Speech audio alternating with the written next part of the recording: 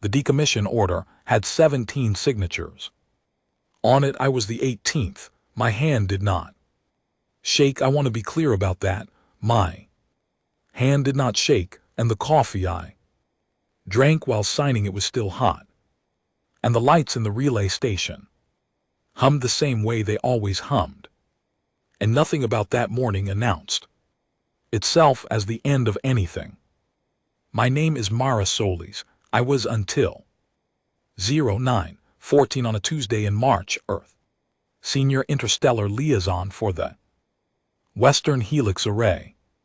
After 09:14, I was a woman with a very specific skill set and nowhere particular to use it. The Interstellar Withdrawal Act had passed with 71% of the vote.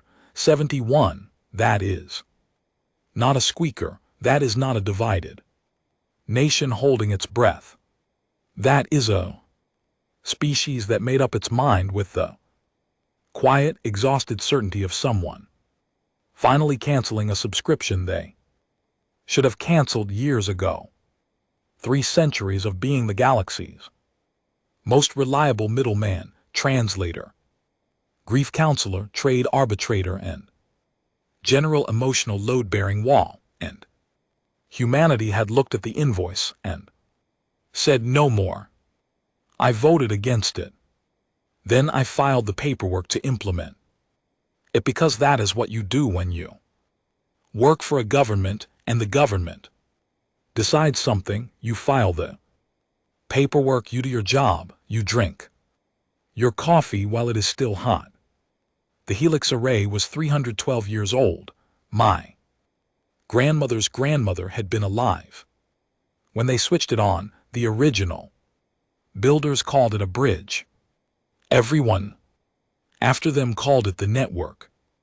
I always called it the noise because that is what it was really. 3 centuries of constant noise coming in from 40-something species across 11 star systems, and Earth sitting at the center of it all, like the one kid in class who speaks every language and therefore gets volunteered for every group project, whether they want to be or not.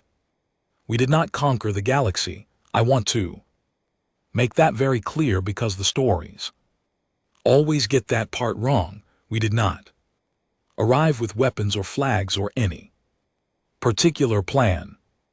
We arrived with a gift for languages and a deep cultural discomfort with watching things fall apart when we could theoretically do something about it. That is not heroism, that is anxiety. With good PR, the Vreth found us first. They are large, gray, and communicate in a tonal system that sounds to human ears like someone slowly tearing expensive fabric. We learned it in 11 months. They were so startled by this that they introduced us to the Soli, who communicated in light pulse patterns, and the Soli introduced us to the Orville, who sang everything, and within 40 years we were the galaxy's unofficial switchboard, because we were the only ones who had bothered to learn everyone else's language instead of insisting everyone learn ours. We did not mean to become indispensable. We just kept showing up. The shutdown sequence took 4 minutes and 30 seconds. Every relay, every signal tower, every quantum link beacon we had planted across 11 systems going dark. Sequence like someone walking through a house at night and turning off the lights room by room. I watched the board. Green, green, green, gone, green, green. Gone, gone.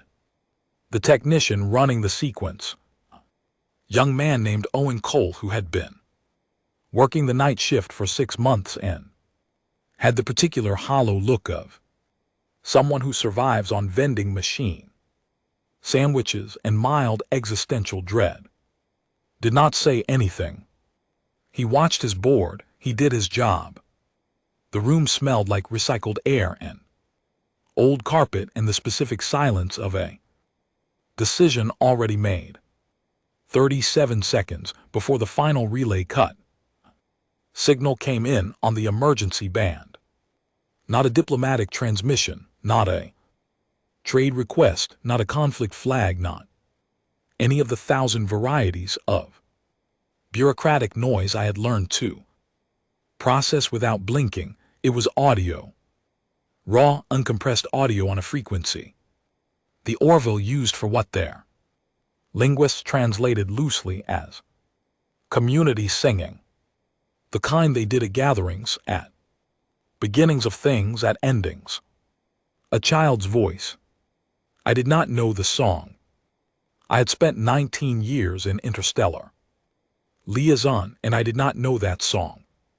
Which meant it was new, which meant someone had written it recently, which meant something had happened recently that warranted a new song, and I would never know what, because Owen Cole's hand was already moving, and the board was already going, and green became gone, became dark. I filed the shutdown confirmation at 0921. I poured a second cup of coffee. I stood at the window of the relay station and looked at the dish array on the hillside.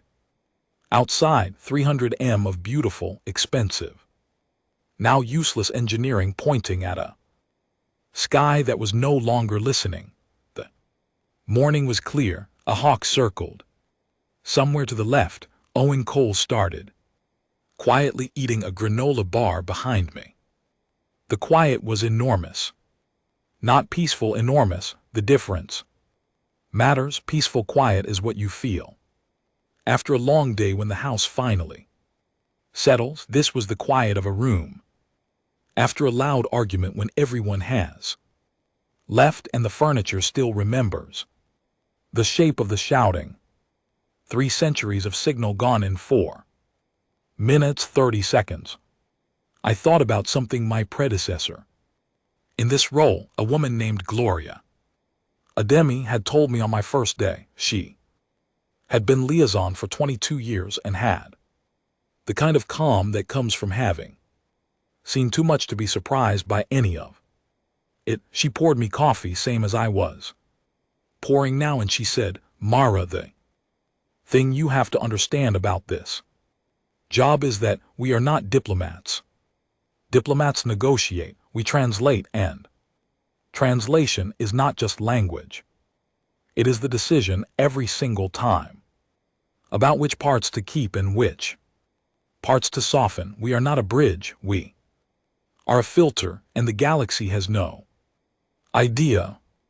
I had been 29. I had thought she was being dramatic. I drank my coffee. The hawk was gone. The emergency band was still open, technically, for another 11 minutes, while secondary systems completed their shutdown cycle. 11 minutes of one-way listening, no transmission capability, just a window cracked open while the house closed down.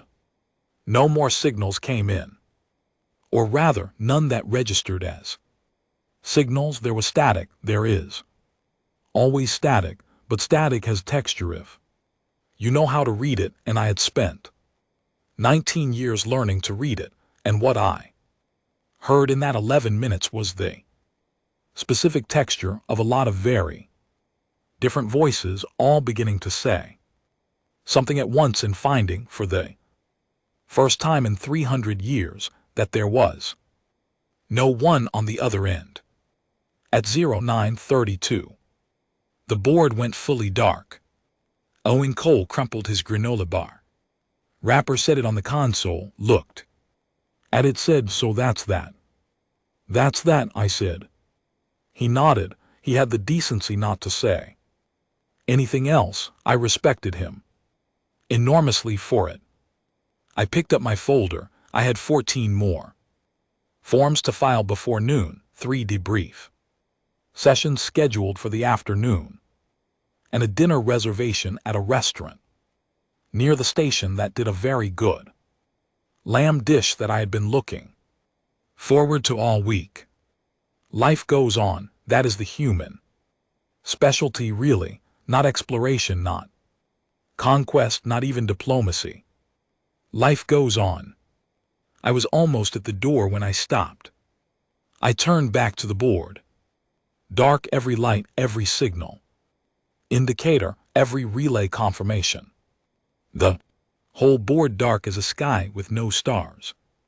Which is a thing I had never seen and never wanted to see, and was now looking at directly. The child had been singing. I stood there for a long time, long enough that Owen Cole stopped pretending to reorganize his console and just sat very still, the way people sit when they are giving someone else room to feel something without making it awkward. I turned away from the board. I walked out. Behind me, the relay station hummed the same way it always hummed. The lights did their job. The coffee went cold on the counter somewhere in 11-star systems. 40-something species were waking up to a silence they had never heard before and did not yet have words for. I had words for it. I just did not know yet whether those words were the beginning of something or the end. I would find out. That is the other human specialty, the one nobody ever puts in the history books because it is not dramatic enough. We always find out, we always look, we stand at the dark board and we turn away, and then 3 steps down the hall we stop and we think about a child singing on a frequency nobody is listening to anymore, and we turn around. Not yet, but we turn around. 8 months of silence is long enough for the galaxy to start bleeding, and short enough that most people have not noticed the blood yet. I noticed it was by that point my specific and unofficial and entirely unauthorized job to notice. The intelligence reports were not mine to receive. I want to say that plainly. I had been formally separated from the liaison office at the end of March, handed a certificate of service, a handshake from a deputy undersecretary, whose name I have already forgotten, and a very sincere offer to transition into an advisory role that involved writing policy papers and attending conferences, and never again doing anything that actually mattered. I had thanked him. I had taken the certificate. I had not taken the advisory role. What I had taken was a small apartment in Madrid, a standing coffee order at the place on the corner that did not ask questions, and a back-channel connection to a man named Felix Ackhafer. Felix had worked signals intelligence for the liaison office for 11 years. He had the kind of face that made people underestimate him, open and easy and quick to smile, and he used it the way card player uses a bad hand, making everyone comfortable right up until they were not. He was still embedded in what remained of the interstellar monitoring infrastructure, the skeleton crew that watched the dark board and logged the nothing that came across it. Officially, he monitored for anomalies. Unofficially, he forwarded them to me. My kitchen table became a map of the end of the world. Not dramatically, that is the thing about collapse, and I mean real collapse, not the movie kind with explosions and speeches, but the actual kind. The actual kind looks like a spreadsheet. It looks like a list of things that used to work and no longer do, and the list is long and the items are small, and you have to read the whole list before you understand that the small items are not small at all. They are load-bearing, and the structure they were holding up is enormous. I kept a list. I call it that now, the list, because I showed it to people later, and that is the word they used. I had 47 items on it by November. I am going to tell you 12 of them because 12 is the number it takes before the pattern becomes undeniable. 1. The Vreth-Sali Trade Corridor, which had operated continuously for 211 years without a single armed incident, flagged its first territorial dispute within 6 weeks of the array going dark. By week 9, it was a blockade. By week 14, both sides had moved military assets to the border. 2. The Lorith Consortium, a 7-species economic body that handled resource distribution across 4 systems, missed its quarterly arbitration session because no one could agree on a neutral chair. For 200 years, the neutral chair had always been human. No one had ever thought to designate a backup. 3. The Pelhari, a species whose communication style requires a third-party mediator present even for internal government decisions, a peculiarity of their social structure that humans had been accommodating for 90 years, held a parliamentary session without a mediator for the first time, and it ended without resolution. The session after that ended without resolution. The one after that did not end at all. 4. 7 separate species sent transmissions to Earth on old frequencies, back channels, emergency bands, anything they could find, not to beg, not to negotiate, to ask, with what Felix described as an unmistakable undercurrent of alarm, whether the silence was deliberate, whether we were watching, whether this was something we had planned. I read that one 3 times. They thought we had engineered this. They thought the galaxy's most reliable middleman had, after 300 years, decided to pull the rug and see what happened.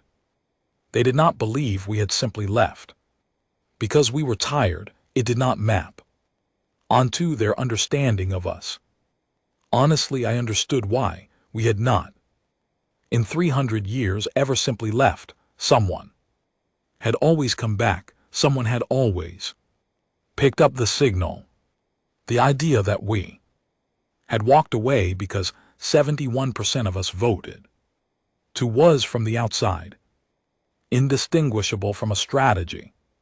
5. The Orville Moon designated Station Vicinity 7 in the old liaison maps went dark on its primary transmitter, not destroyed, dark.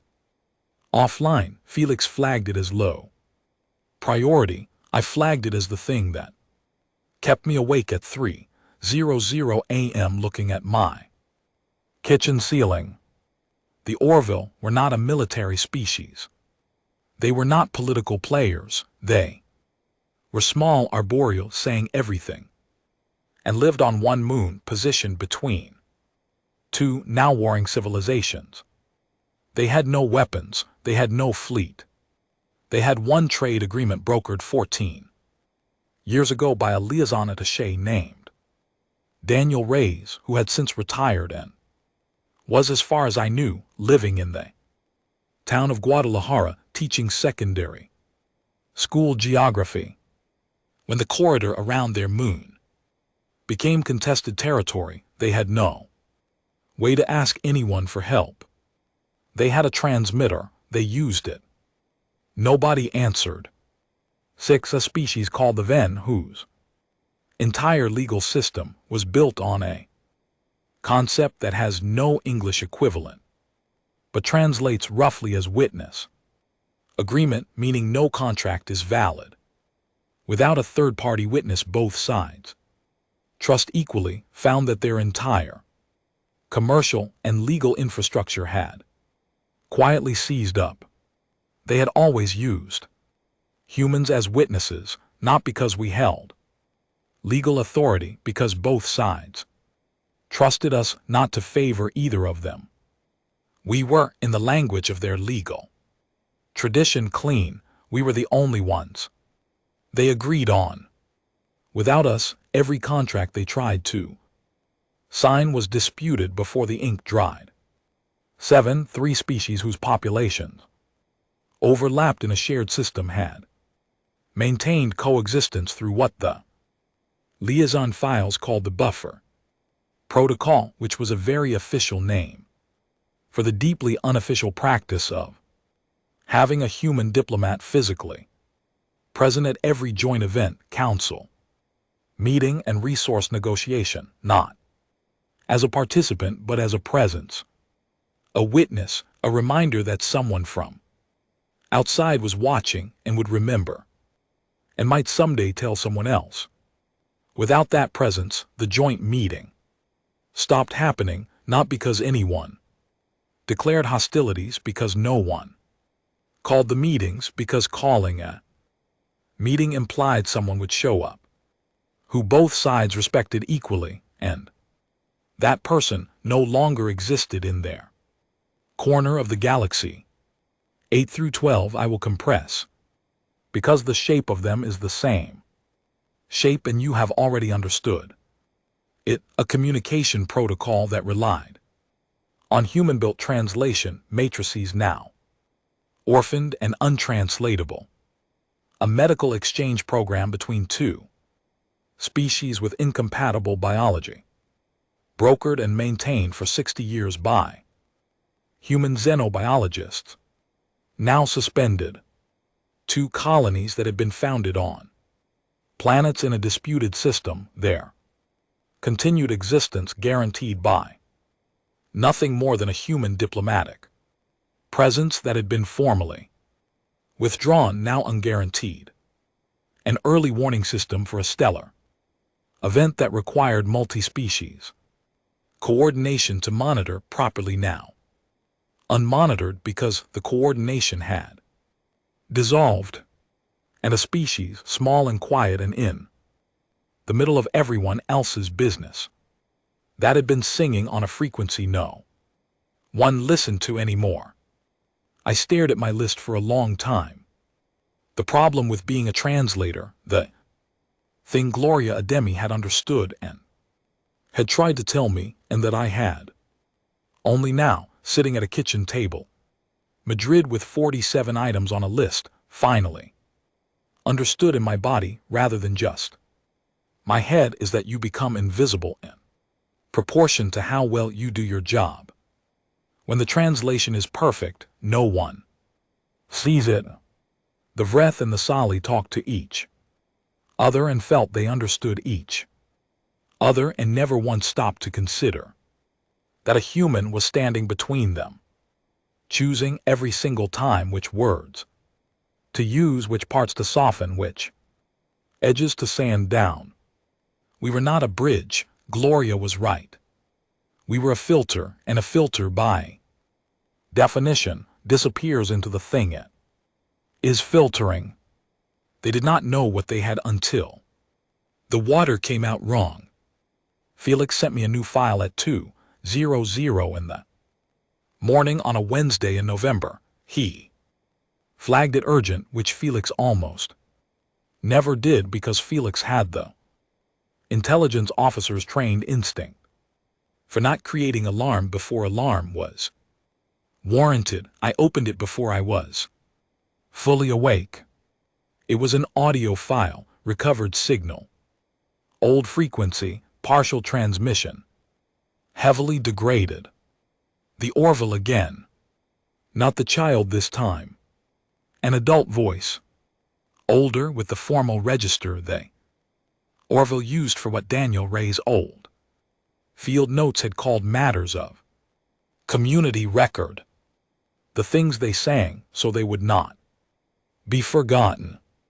The translation was rough. Felix had run it through the old matrices, the ones we had not decommissioned because they were archived rather than active, and the margins of error were wide, but the core of it came through. They were singing the names of their dead, not casualties of violence, not yet, the ones who had not survived the fear, elderly, the very young, the ones who had needed medicines that came through the trade corridor that was now a military blockade, the ones who had waited for a signal back and died waiting. I sat at my kitchen table in Madrid at 2:00 in the morning, and I read a list of names I could not pronounce in a language I only partially understood, and I thought about 71% of my species, casting a vote in a warm polling booth, and going home to dinner. They were not wrong to vote the way they voted. I need to say that 300 years of being everyone else's emotional labor is a real thing. The exhaustion was real. The cost was real. There were humans who had spent their entire careers in deep space doing invisible work for species that barely understood humans existed as individuals rather than as a category, and they came home diminished, and nobody in the galaxy sent them a thank you note. The withdrawal was not evil, it was tired. But tired people make decisions that travel further than they can see. I added a 48th item to my list.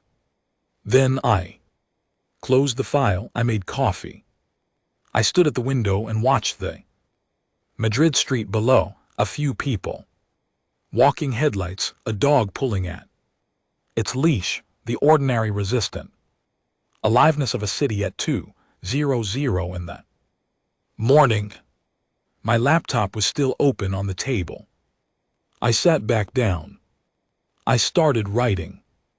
I did not know yet what I was writing toward. I did not know if I was building a case for return or a case for having been right to leave. I did not know if it mattered. I only knew that 48 items was too many to look at without doing something, and the particular flavor of my sleeplessness was the kind that comes not from fear, but from an idea that has no shape yet, but is already taking up space. I wrote until morning. The coffee went cold. The street outside got louder.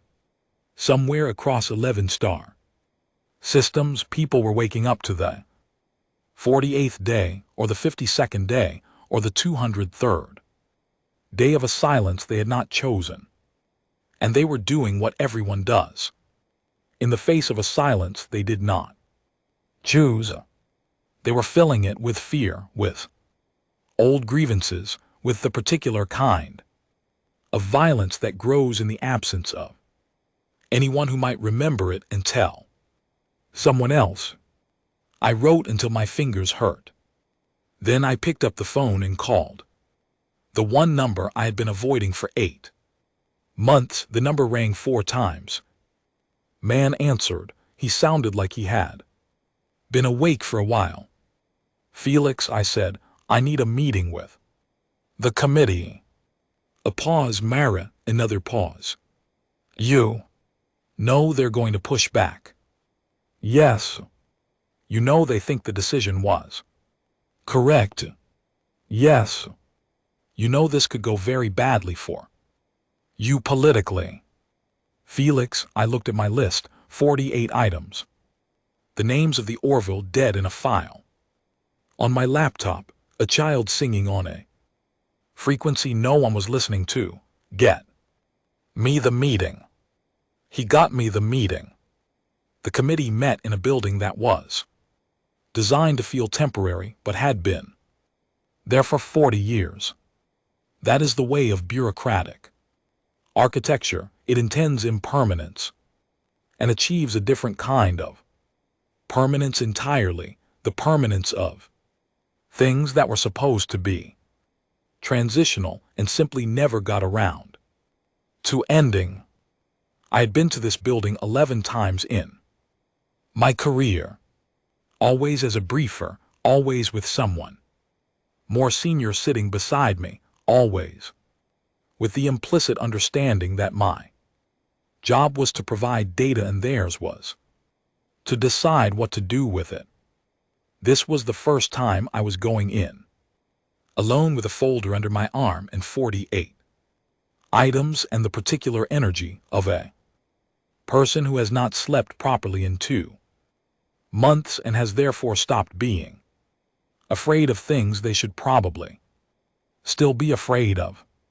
The session was closed, 7 committee members, 2 staffers taking notes, chair whose name was Lawrence Brent, who had been head of the Interstellar Oversight Committee for 6 years and had the manner of a man who had heard every possible argument and was very comfortable hearing them again. He shook my hand. Liaison Solis, we appreciate you coming. I was no longer liaison anything, but I did not correct him. I sat down. I opened my folder. I put my list on the table. There are 48 items on this list. I said I will walk you through the ones that matter most. I would like to get through the material before anyone asks me what I think the solution is, because I do not actually know what the solution is yet, and I think it is important that you hear the problem clearly before we start arguing about fixes. Lawrence Brent nodded slowly. He had the look of a man recalibrating his expectations for the morning. Good. I started with the Versailles corridor. Clean, quantifiable, the kind of data point that lands on people who think in geopolitical terms. A 200-year-old piece that lasted exactly 6 weeks past the helix array going dark. I put the timeline on the table. I walked them through it. I did not editorialize. Then I walked them through the Lorth Consortium, the Pelhari parliamentary sessions, the Venn legal crisis. I gave them the numbers. I gave them the timelines. I watched their faces. Committee members have a professional face, the same face that judges and surgeons and very experienced poker players have, a face that is designed to receive information without reflecting it. But professional faces are not impermeable. They are just slower, and if you watch carefully enough, you see the moment the information gets through. I watched carefully. I got through item 19 before I saw the first crack. It was in the face of a woman named Patricia Home, who handled resource and infrastructure policy and had a reputation for caring about things she was not required to care about, which is the most dangerous kind of bureaucrat. She was looking at the Venn legal crisis summary, and she was very still in the particular way that people go still when they are doing math they do not want to do. I kept going.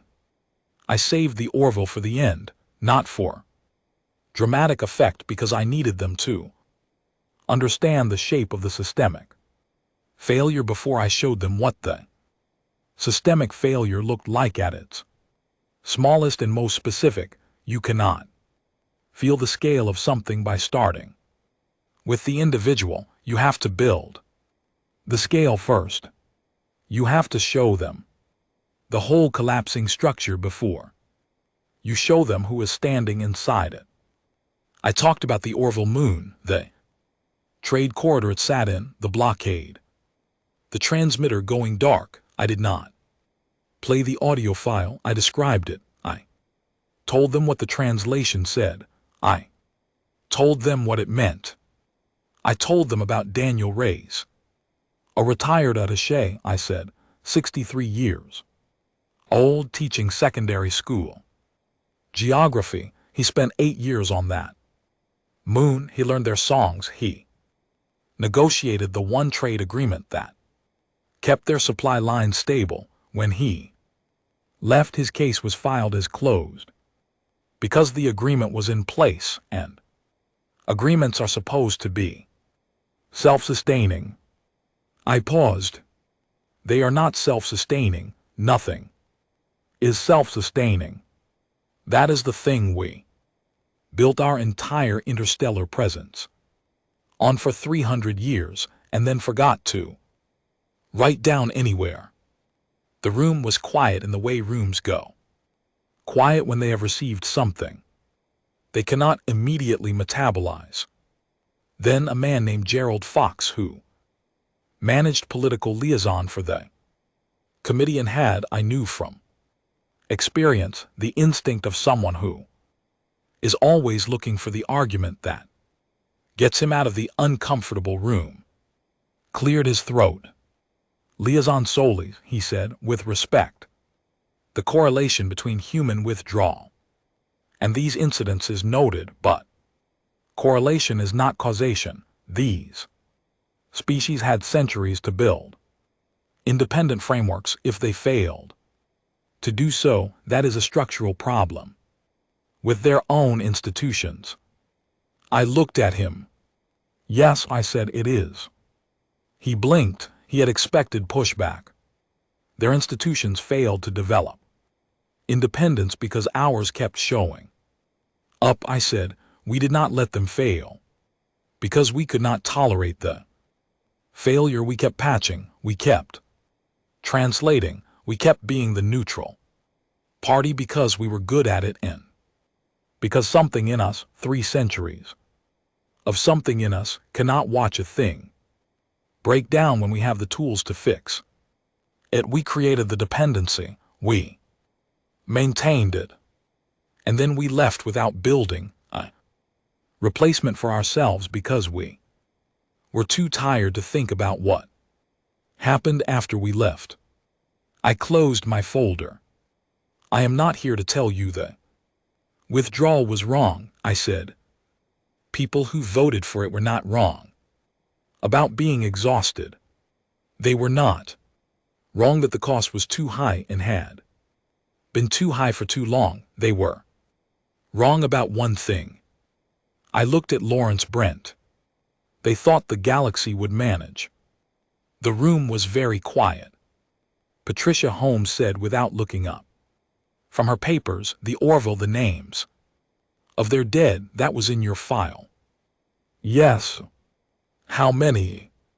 It was not a question the way she said it. It was the sentence of someone who already knows the number is going to be hard to hear and is asking anyway, because that is what honest people do. I told her. She nodded once. She put her pen down. She picked it back up. Gerald Fox said nothing else for the rest of the session. I walked them through the rest of the list, all 48 items. I did not rush. I did not soften. I had spent 8 months building this case in a kitchen in Madrid at 2:00 in the morning, and the people in this room had the authority to do something with it, and I was going to make sure they understood every single piece of it before I let them out of their chairs. When I finished, Lawrence Brent said, "What are you proposing?" I told you I do not have a solution yet. You have something. He was right. I had the beginning of something, 3 pages of notes I had written at 4:00 a.m. on a Tuesday, titled in the draft header I had not yet changed, "The Embarrassingly Informal Framework for Not Letting Everything Fall Apart." I had not brought those 3 pages to the meeting. They were not ready. I was not ready. I have a direction, I said, not a solution. Then give us the direction. I thought about how to say it. I had been thinking about how to say it for 2 months, and I still did not have language clean enough for it, which was deeply ironic given that language had been my entire career. We went back to stop being needed, I said, which was the right instinct, but you cannot stop being needed by disappearing. You stop being needed by staying and teaching someone else to do what you do and then stepping back. We skipped the middle part. We just left. I picked up my folder. I stood The galaxy did not build an infrastructure to replace us because we never gave it the chance to. We were always there and then we were not. Those are not two parts of the same plan. Those are two unconnected decisions made by different people in different decades, with no one responsible for the space between them. I looked at Lawrence Brent one more time. That space is where people are dying. I walked to the door. I will have a formal proposal ready in 3 weeks. I said I would appreciate the committee staying available. I walked out. The hallway was long and bright and smelled like the particular institutional cleanliness of buildings where important decisions get made and nobody opens a window. I walked the length of it. I pushed through the door into the outside air. It was a cool day, gray sky. A pigeon was doing something ambitious with a piece of bread near the steps. My phone buzzed. Felix. The message said, "How did it go?" I stood on the steps of a building in a city on a planet that had voted 71% to stop being responsible for the galaxy, and I looked at the gray sky and I thought about 48 items on a list, and a child singing, and a man named Daniel Ray's teaching geography in Guadalajara, who had no idea yet what was happening on the moon, where he had once learned to sing in a language made entirely of music. I typed back, "They heard it." Felix replied, "That's not the same as listening." I put my phone in my pocket. I walked to where I had parked my car. I had a 3-week deadline and 3 pages of notes with a terrible working title and the bone-deep certainty that the committee would debate my proposal for longer than the galaxy had left for comfortable debate. I was right about that. But that is the thing about humans, the thing I had been trying to articulate for 8 months and had not yet found the right sentence for. We hear things. We sit in bright hallways and we go home. And we make coffee and we stare at lists, and then whether or not the committee has finished debating, whether or not the paperwork is approved, whether or not any one official has given any one official permission, we do the next thing. We were already doing it. I just did not know that yet. Nobody announced it. That is the part that the news coverage always gets wrong. When they try to reconstruct the timeline afterward, there was no meeting, no coordinated decision, no memo from any government body, no official channel, no sanction program. Nobody stood up in a room and said, "Here is what we are going to do." 40,000 people simply left. Not together, not with a shared itinerary or a unified purpose.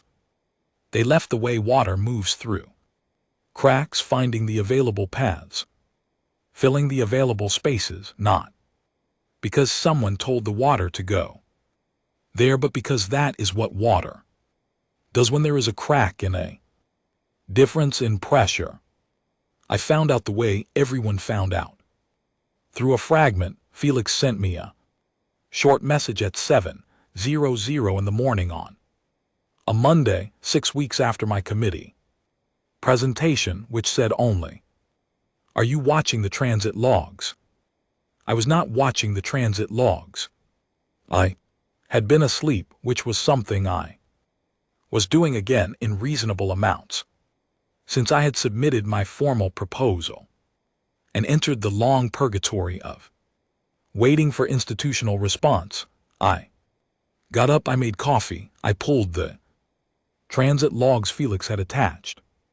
Private vessel departures, 41 days of them, starting small, a few dozen per week, the kind of numbers that disappear in the noise of ordinary traffic, but Felix had isolated the destination tags, cross-referenced them with the old Liaison station registries plotted them. On the sector map, they were going back. Not to Earth stations, not to any official human installation. They were going to the places on the map that the liaison office had vacated, the places where the green lights had gone dark. The places on my list. I stared at the screen for a long time. I pulled the individual records, not military, not government, not corporate expeditions or resource surveys or any of the categories that might explain organized movement. The vessels were small, privately owned or chartered. The passenger manifests were exactly the kind of people you would expect if you understood the problem and understood human beings. Retired liaison attachés, xenolinguists, trade arbiters who had spent decades in deep space and come home when the withdrawal passed and apparently lasted less than a year in their quiet retired lives before deciding that quiet retired life was not in the end the thing they were built for. Grief counselors who had worked the HFY Parliamentary Support Program, a medical team that had run the species-to-species health exchange for 20 years, 3 xenobiologists who had been tracking the stellar monitoring system that was now going unmonitored, and on one manifest on a small chartered transport heading toward the sector that included the system where a little moon sat between 2 warring civilizations and a trade corridor that was now a blockade. One name, Daniel Ray's, occupation listed as educator, destination listed as the way, station closest to Orville adjacent, space baggage 3 bags which the manifest noted exceeded standard allowance by 1 bag and for which he had paid the overage fee without comment. I read his name 3 times. Then I called Felix. How many total? I asked. As of this morning, 42,600. And change. And that is only the ones I can track through legitimate channels. Estimate at least another 20% moving through routes I cannot see. 50,000 people. Give or take. I sat with that for a moment. And GT, snorts. And GT, 50,000 people who had not been asked, who had not been authorized, who had not waited for the committee to finish debating or the proposal to be approved, or the correct institutional framework to be constructed around the correct institutional process, who had looked at the list and decided, each one separately, that the list was long enough. The government knows, I asked. The government, Felix said, and there was something in his voice that was not quite amusement and not quite frustration, and was in fact both things, worn smooth by years of watching humans do what humans do, is having several meetings about it. I could imagine the meetings. I had spent my entire career in the meetings. The meetings were people who were responsible for large systems tried to catch up with the people who were simply inside the systems already acting. The meetings were always several steps behind. That is the nature of meetings. Is anyone trying to stop them? Stop them? Felix paused. Myra, they are retired translators and grief counselors, taking personal vehicles into areas of active diplomatic tension. Nobody has the legal architecture to stop them. Nobody has the moral architecture to stop them, frankly. Nobody has the nerve to try, because the ones who do understand what is happening know that standing up and saying, officially do not go, these people are not authorized, would require explaining publicly what they are going back to fix, and that explanation would be its Own kind of disaster for the people who approved the withdrawal. He was right, it was simpler to look away from 50,000 people quietly putting 3 bags in a chartered transport. What about the warring civilizations? I asked the Vreth and the Sali if civilians are moving into that corridor. That, Felix said, is the interesting part. He sent me a second file. I opened it. It was a signal intercept. Both the Vreth and the Sali, separately through completely independent channels, had flagged the presence of human civilians in the contested corridor. Both of them, again separately in their own languages and their own formal registers, had issued the same order to their respective military assets. Hold position, do not engage human civilians present. I read it twice. Then I read it a third time because it required 3 readings to fully understand what I was looking at. 2 civilizations that had spent the better part of a year working themselves toward open conflict, that had moved military assets and established blockades and flagged each other's vessels as hostile, had both independently decided that the presence of a few dozen private human vessels was sufficient reason to stop. Not because humans had authority over them, not because we had threatened them, or negotiated with them, or deployed any of the tools of official diplomacy. We were not there. Officially, we were there as a retired xenolinguist on a personal ship and a grief counselor who had called in a favor, and a 74-year-old retired military translator named Ruth Gallagher who had told her daughter she would be back when things settled down and had not specified a date. They stopped because of what we were, because of what 300 years of showing up had made us in their understanding of the universe. Not powerful, not dangerous, the opposite of dangerous. We were the people who came back. And in a galaxy that had spent 8 months watching humans leave, the sight of us coming back meant something. Neither side wanted to be responsible for destroying. I put the intercept down. I picked up my formal proposal, the one sitting in an institutional queue waiting for committee votes. I looked at it, 27 pages of careful language and layered recommendations and phased return strategies and resource allocation models. I put it back down. Then I picked up a piece of paper, the actual kind, because sometimes the actual kind is what a moment requires. And I wrote 1 sentence on it. 1 line. The line I had been trying to find for 8 months in Madrid at 2:00 in the morning over cold coffee and 48 items on a list. It said, we did not build the galaxies. Trust with authority. We built it by showing up until showing up was enough. I looked at it. It was true, but it was not a policy recommendation. It was not a framework. It was not anything you could put in front of a committee and ask them to vote on. I put it in my pocket anyway. Felix called back 10 minutes later.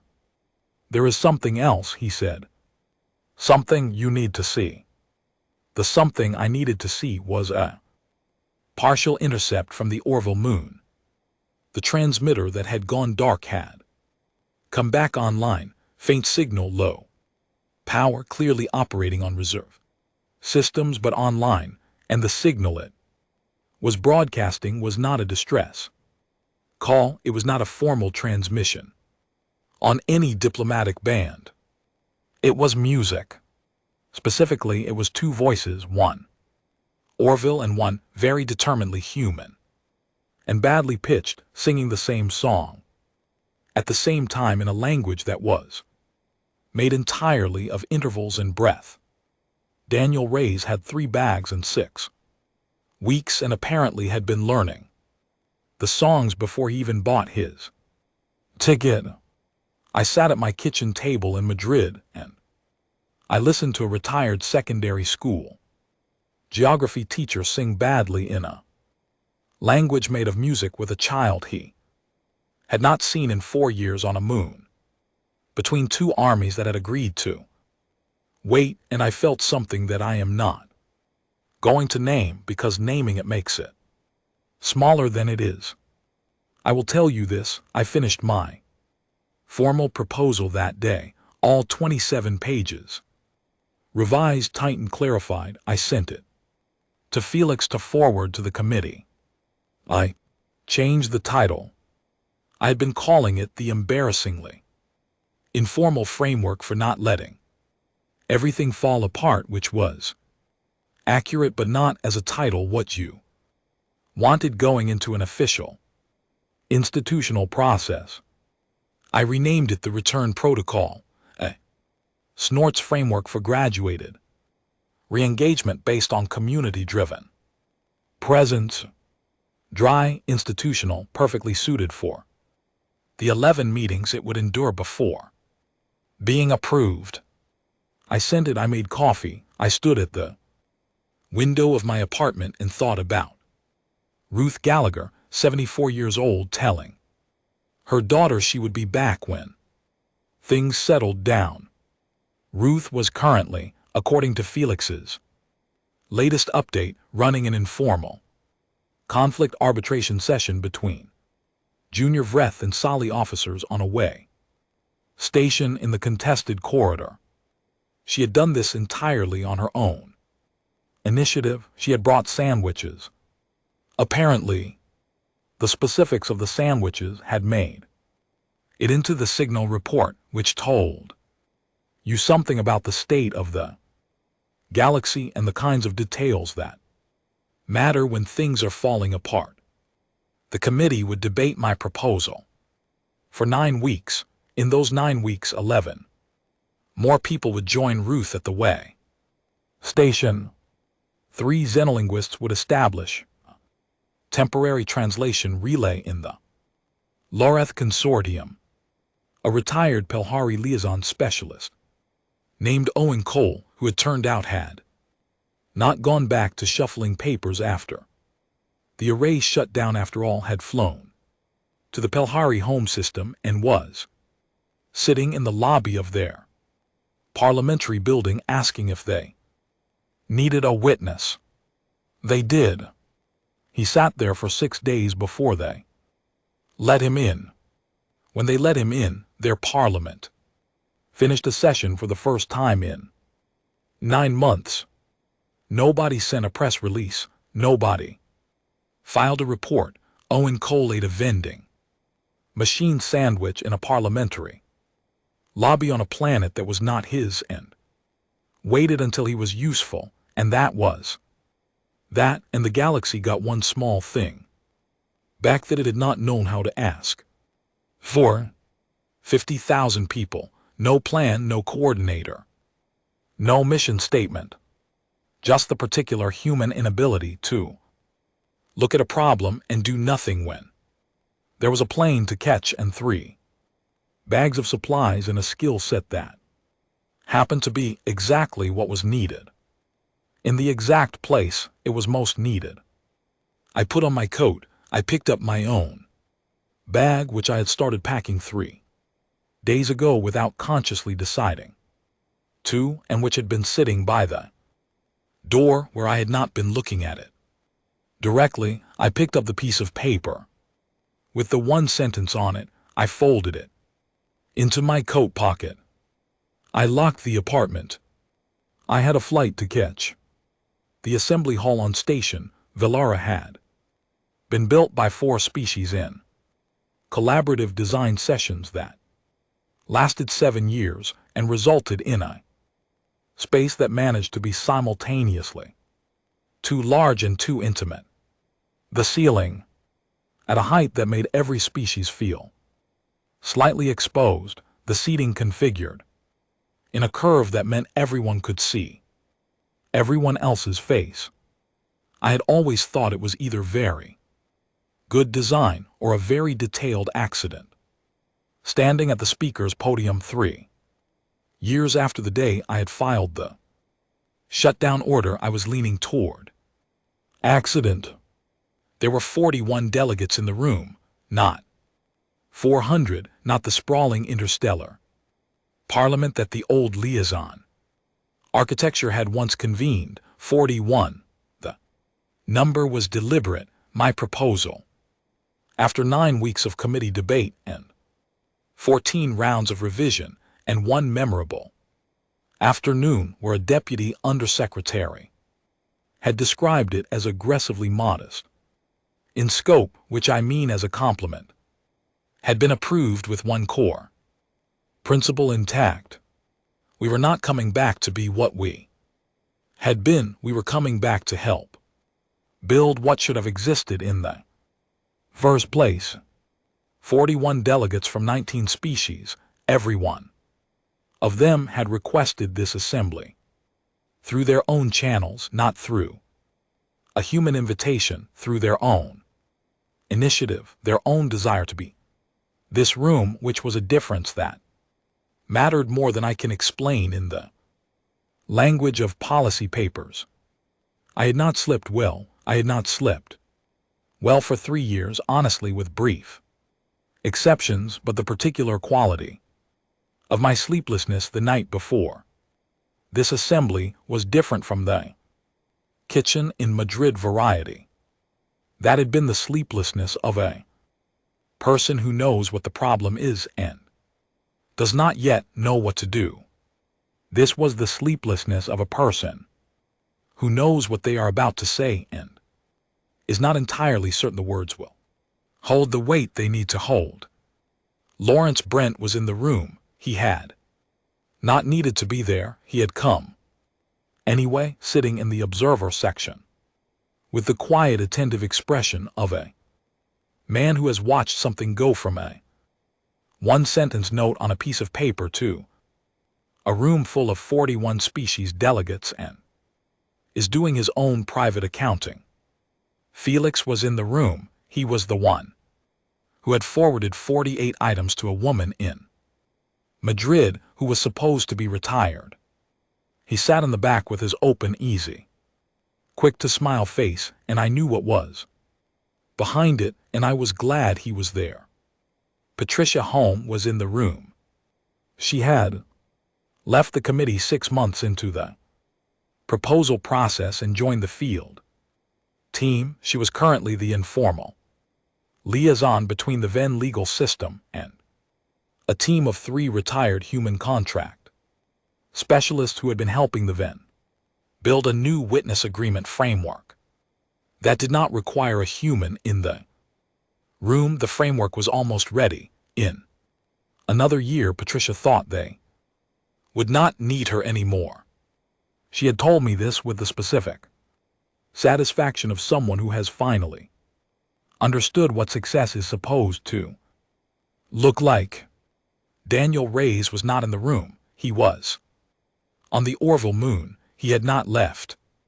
He had kept saying he would come back once things stabilized, and things kept becoming more stable, partly because he was there, which created a situation he seemed comfortable with, and his daughter, back in Guadalajara, seemed philosophical about. He had sent a voice message for the assembly. I had it on my tablet.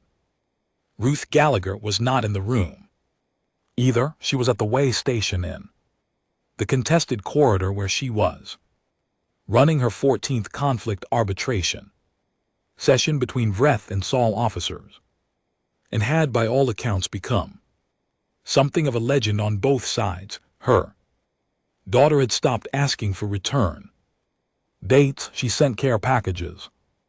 Owen Cole was in the room. He was sitting 3 rows back on the left side, with the expression of a man who had spent a lot of time in parliamentary lobbies eating vending machine sandwiches and had learned to be patient in a way that looked like serenity from The outside, he nodded at me when I looked his way.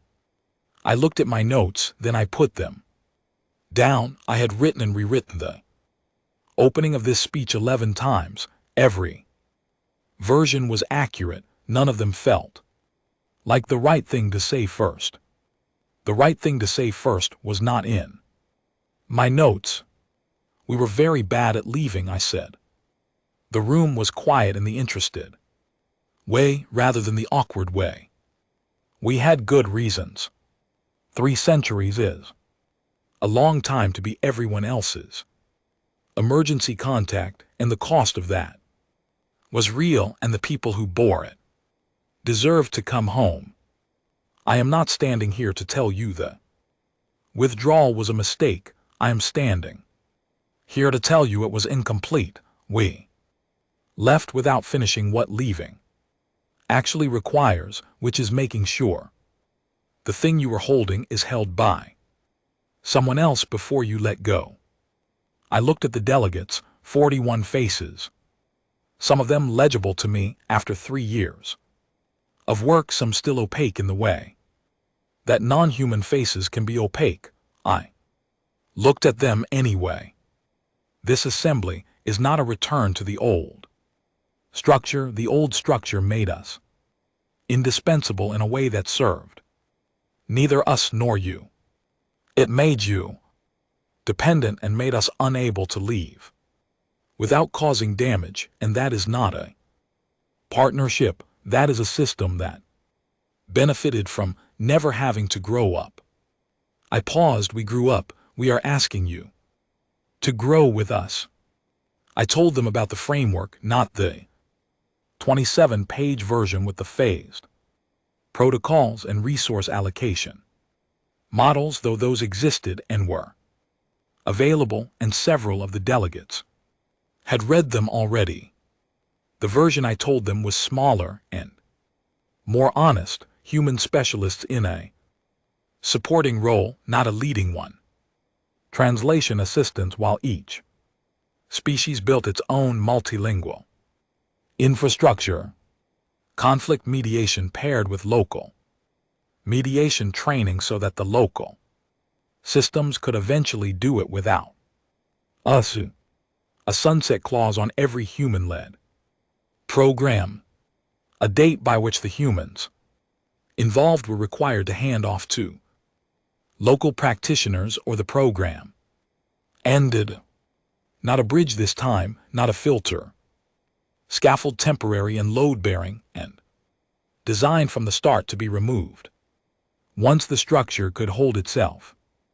Gerald Fox, who had made it into the observer section despite my private wish that he would be busy, raised his hand during the open session. And if a species does not want the scaffold, if they prefer the old arrangement, then they do not get it, I said. The old arrangement is not available. We are not offering to become indispensable again. We are offering to help you become independent. Those are different things, and you do not get to choose between them.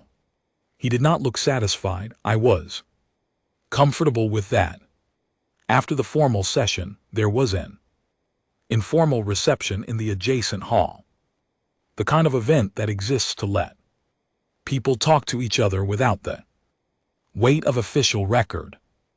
I was standing near the window watching the star field outside, holding a drink I had not taken a sip of when the Orville delegate found me. I had known she was in the assembly.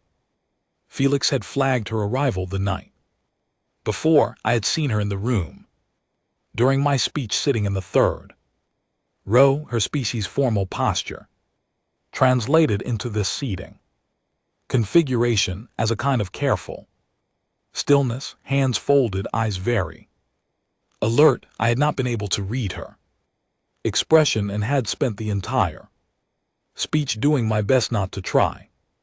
She was, according to the registration, 14 years old by Orville standard reckoning. In the biological sense, she was what humans would recognize as a Young adult, she was small and her eyes were very large in the way of arboreal.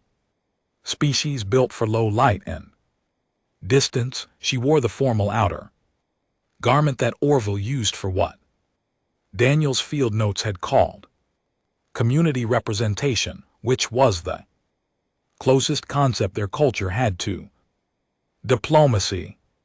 She looked at me for a moment. Then she said in English that was formal and slightly old-fashioned in its grammar, the English of someone who learned from a textbook written by a person who had learned it 2 or 3 steps removed from a native speaker. You are the one who filed the order.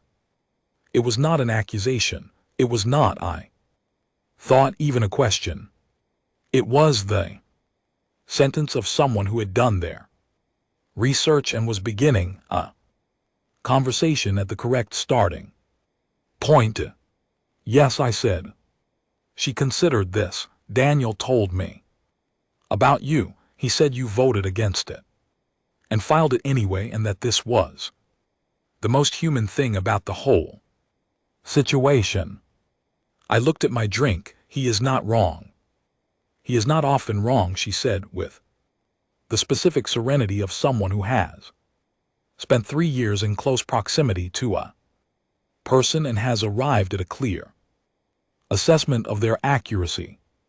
He is wrong about his singing, which is not good, but he does not know this, and we have not told him because it would be unkind, and also because his trying is part of the value. I felt something loosen in my chest that I had not known was tight. He is still there, I said. He is still there. She paused. He says he will leave when he is no longer useful. We have not made him feel useless yet. We intend to for a while longer. I wanted to ask about the dead, about the names in the audio file Felix had sent me at 2:00 in the morning on a Wednesday in November in a kitchen in Madrid. I did not ask. Some questions are answered by the fact that the person is standing in front of you at all, and asking them anyway is a kind of greed. She looked at the star field out the window. I looked at it with her. My people have a name for humans, she said. An old name. It means approximately the ones who stayed in the middle. It is descriptive rather than honorific, a neutral term for a functional role. I nodded. I had read this in the old liaison cultural notes. We have a newer name, she said. We started using it after the corridor was blocked, after the transmitter went dark, after the months when there was no signal back. I waited. It does not translate directly. Closest approximation in English is the ones who come back. She said it simply, without ceremony. The way you say a fact that has been true long enough to stop needing decoration. I stood at the window of a hall on a station built by 4 species and looked at the stars and thought about a cold kitchen in Madrid and a board going dark and a child singing on a frequency nobody was listening to, and 40,000 people who had not been asked, and a man in Guadalajara who had decided his 3 bags were more important than his retirement, and Ruth Gallagher telling her daughter a timeline that had no end in it. The ones who come back, I said. Yes, she looked at me with her large arboreal eyes and the formal Orville stillness that I was starting to read. Maybe a little. You did. I thought about 48 items on a list. I thought about the board going dark in 4 minutes 30 seconds. I thought about green and gone and green and gone, and the enormous quiet and the coffee going cold on the counter while a hawk circled somewhere to the left, and Owen Cole crinkled a granola bar wrapper and said, "So that's that." I thought about the piece of paper in my coat pocket with 1 sentence on it. I had carried it for 3 years. I took it out. I unfolded it, a little creased, now a little worn at the fold lines. The ink still legible. We did not build the galaxy's trust with authority. We built it by showing up, until showing up was enough. I looked at it for a moment, then I folded it back up. We are going to need help, I said to her, not just from your species, from all of them. The framework only works if the people we are building it with actually want to build it. The scaffold only works if the structure wants to hold itself up eventually. We cannot want that for you. You have to want it. She looked at me steadily. We know some of the species in that room today are going to find it easier to let us do the work again than to do it themselves. We know that too. We are going to disappoint them. Yes, she was quiet for a moment. Daniel has a phrase he uses when his students want him to give them answers instead of helping them find answers themselves. He says, I will be here while you learn, but I will not learn for you. That is the Ray's method. He is very proud of it. Is it working with your people? She considered. It is uncomfortable. She said, uncomfortable is not the same as not working. I put the piece of paper back in my pocket. Across the hall, Felix was talking to a Lord Delegate with the easy-faced attentiveness he brought to every conversation, the look that made people feel heard, and that was also always doing the careful background work of understanding the room.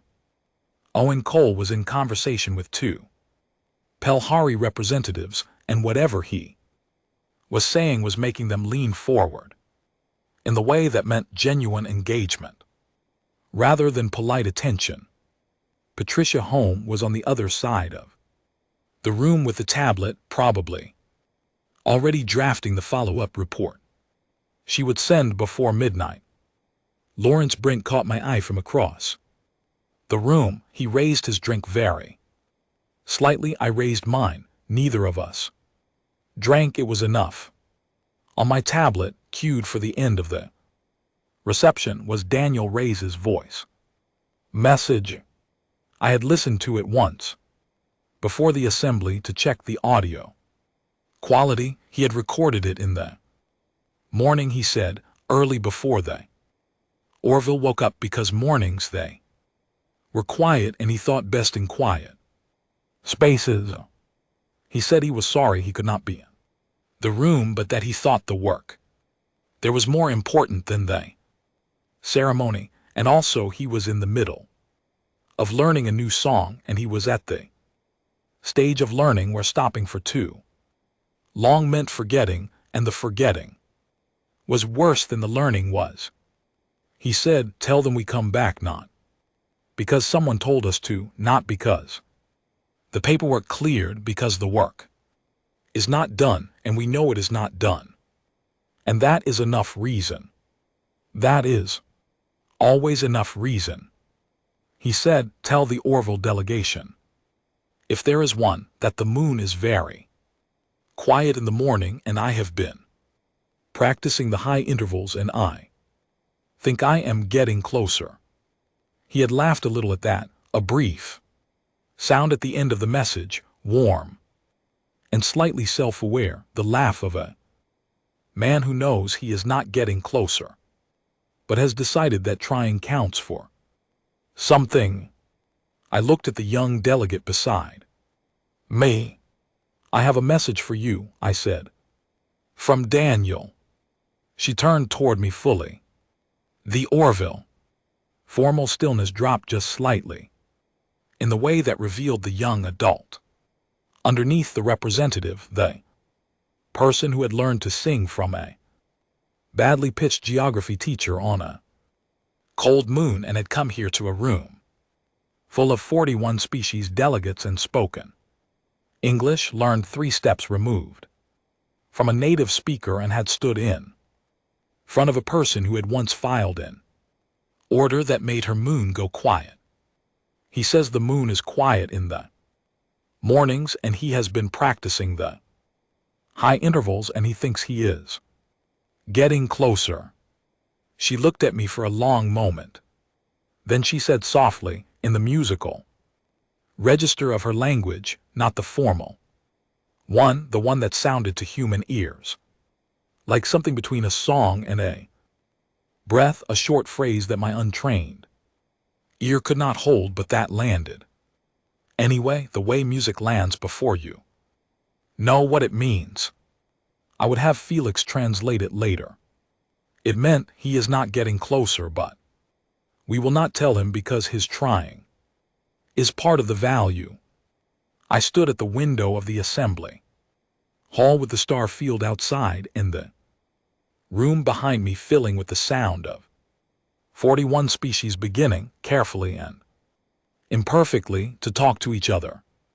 Without us in the middle, just beside them, just within reach, not a bridge and not a filter, but a presence, a habit, an old and stubborn human pattern that turned out to be the best thing we ever accidentally built. We came back. We were always going to come back. Not because the paperwork cleared, not because the vote changed, not because the committee approved the proposal. After 9 weeks and 14 revisions and one afternoon where a deputy undersecretary called it aggressively modest, because somewhere in the galaxy transmitter had gone quiet and a child had been singing and a man had bought a ticket and paid the overage fee on a third bag without comment, and that is the thing about us, the specific and stubborn and slightly irrational thing. That 300 years of being everyone else's emergency contact had never managed to train out of us. We hear the silence. We go anyway. That is the Ray's method. He is very proud of it. It turns out so are we.